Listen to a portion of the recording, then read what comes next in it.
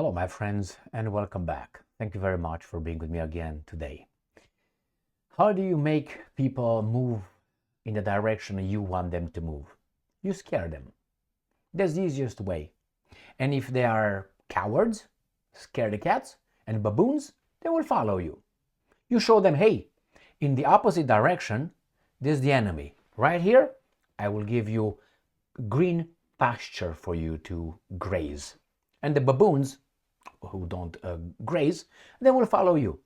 Now the courageous ones will be like, wait a minute, let me think about it. Let me verify what's on the other side. Let me think, let me use my reason. And maybe they say, no, wait a minute.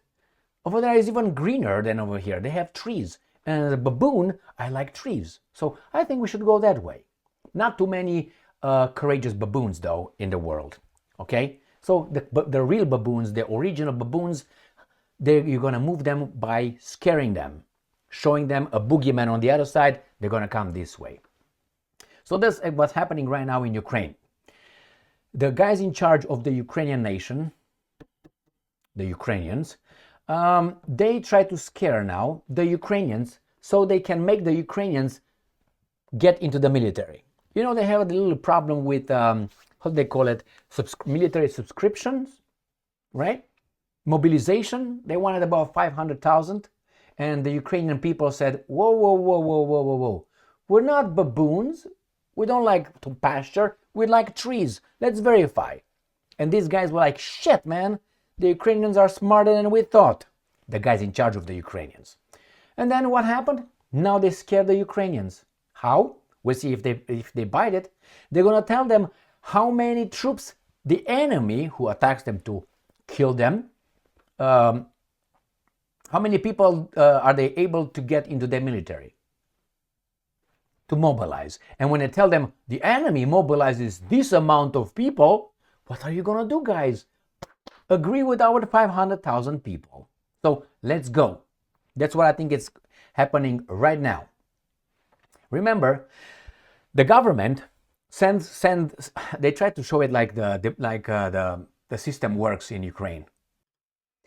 They tried to play this game. The government sent this request to the Rada, right, to the parliament of Ukraine. They are refusing to accept. They're sending back to the government because it works. The system works. And then the government, we're going to make some changes. Instead of requesting, they play a game. It's all staged. I think they, instead of asking 500,000, they're going to ask for 450,000. So, okay, we negotiated. It's the same shit, the same thing. When you go and you negotiate, you come right here. I want this. Well, actually, you expect to get this. And then this is room for negotiation. So when they said 500,000, they're going to drop a little bit to 450,000. They're not going to get that one. And everybody's going to say, well, the system worked. So what's going on? They're going to tell us how many the Russians recruit. And you're going to be surprised. It's not meant for us. It's meant for the Ukrainians. To scare the Ukrainians. To tell them, see, the Russians are coming and they're numerous. What are you going to do? Well, join the military.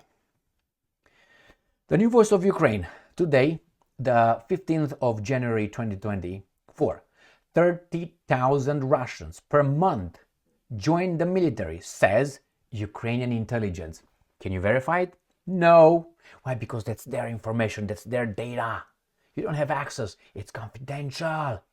They can tell you whatever they want. If they want to tell you that your parents, if they're still alive, cooperate with the Russians, and they say we found out through an investigation, by the way, confidential, we can't provide sources and anything, not even allow you to read the investigation, how we concluded that's the outcome of the investigation, you would say, hey, too late. We said so. It is exactly how we say it. Why? Because we are a governmental institution and you are just a hamster on the spinning wheel working for someone. Now let's go back here. Russians have a motivation to join the army. It's not patriotism. No. Only Ukrainians and Americans and Israelis and the UKs sometimes when they fight for the right causes, and they always fight for the right causes, are patriotic, okay? Actually, it's salary, especially in crisis and depressive regions where either salary is low or no job can be found at all. Skibitsky tells us. Skibitsky, okay, but, and I'm quoting, the Russians clearly define that a day of hostility means plus 8,000 rubles, $90 US. To the salary, this is approximately 220 to 250,000 rubles, which is between 2,500 and 2,800 US dollars per month, in absolute numbers concerning those who are directly involved in combat operations on the front line. End quote. But it doesn't make sense. You know why? It doesn't make sense because we heard that the Russian economy is not in a deep doo-doo, as they said it will be with the sanctions. So that means if they have the money, that means that the economy is good? Or they're just borrowing like these guys do here? Or they print rubles? How does it work? So if they have this money to pay all these guys so much money for such a poor country as Russia, something doesn't add up. So either Russia is doing great economically, because who's going to lend to Russia? Nobody. Why? Because these guys have all the strings attached with the big bankers, international banking houses, and IMF, Monetary Fund, International Monetary Fund, and the World Bank. It's our money. And if put those to the side, who do you think is going to lend Russia? These guys froze Russia's assets. Do you think anybody will move? No. So they don't have the money, but they still give these guys money. So either they have the money and give these guys money, or these guys are lying and those guys are poor, or maybe rich. Which one? I mean, I'm getting confused now. All right, let's go next article. We have another one here. Ready. Ukrainska Pravda. The same thing. So remember, 1,000 people join Russian army every day. So that multiplied by 30, you got to 30,000, correct? Correct. And we have a face here. In this one, we don't have the face of Mr. Skibitsky, but here we have the face of Mr. Skibitsky. This is Mr. Exhibitionist Skibitsky, or a Minister of Defense of Ukraine. Okay. Intelligence. Ukraine intelligence says, all right, maybe it's true. Maybe it's true. What do you think is the point? The point is, I think, to have to maybe shame the Ukrainians, shame them, and the second one, to provide arguments to the fact that, hey, that's why we have to do this. That's why we have to get 500,000 of you or 450,000 of you. Not of us, no, of you. Because you are fighting for us and we are on those guys' pockets, okay? That's the way it goes. And you go and fight for Ukraine, Ukrainska, okay? That's how the story goes. No, it doesn't go that way, because the narrative of this garbage is, no, they fight for Ukraine, this guy's invaded, and you have to be a patriotic guy. But it seems like the Ukrainians are not the way these guys think with the green pasture, but they are the guys with the trees, you know? And they smelled a rat. When they smelled it, they knew exactly who is around. So that's why they don't want to join the military. Probably. Unless you say they're unpatriotic. So now they try the other version. It didn't work with a positive reinforcement, which is, hey, you're going to be a patriot. We're going to give you post-mortem, posthumously. We're going to give you this medal that you can put it in your houses on the wall. Hey, my grandfather died in that great war against the Russians. That was manufactured by other interests, and he died maybe, okay, for them, not for the country, as he thought. I had to say that. It's a possibility. It's a possibility. The same with fighting Saddam Hussein because he was bad. First, it was because he had something to do with September 11, that he didn't. Then they tried again, maybe because he trains those terrorists, which again. And then they tried with weapons of mass destruction, and that worked. And then they said imminent threat, and that worked. And then they said, when they didn't find the weapons of mass destruction, they said, we brought freedom and democracy. And everybody was happy that they went to war, and then about soldiers, for the good cause. So you can see Iraq war veteran and all that. They're all that, yeah, but... And eventually, why? You thank you very much.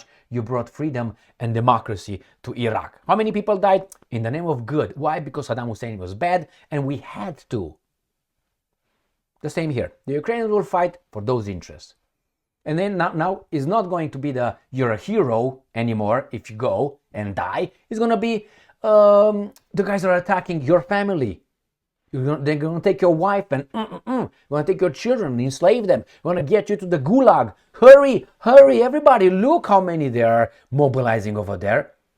$30,000. 30,000 people a month. Oy vey. And it's for money. But you're not going to do it for money. You're going to do it because you love your country. So easy, man. But the Ukrainians seems to, as I said, they figure things out. And who's in charge? Skibitsky? You go and fight for Skibitsky? Look at his face. Look at this guy. Is he convincing to you? To me, no. If you live long enough, you start understanding or at least figuring people out to a certain extent by looking at them. I know that's crazy. In America, we're calling stereotyping. Fuck off. Okay? That's how it is.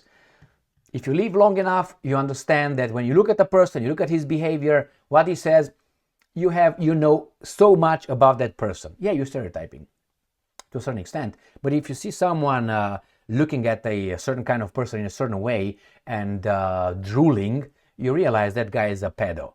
Okay? Most likely. You don't stereotyping or it's just, hey, I've seen this, I've seen that, I've seen that. This guy most likely is like that. No? Oh, you're stereotyping, Emil. Yes, I am. All right, my friends. I don't know Skibitsky. I'm just saying. Maybe he's a nice guy. Just saying. But for me, he's not like trustworthy like. Thank you very much for being with me again today. Stay strong, stay smart, look for the truth, and be just.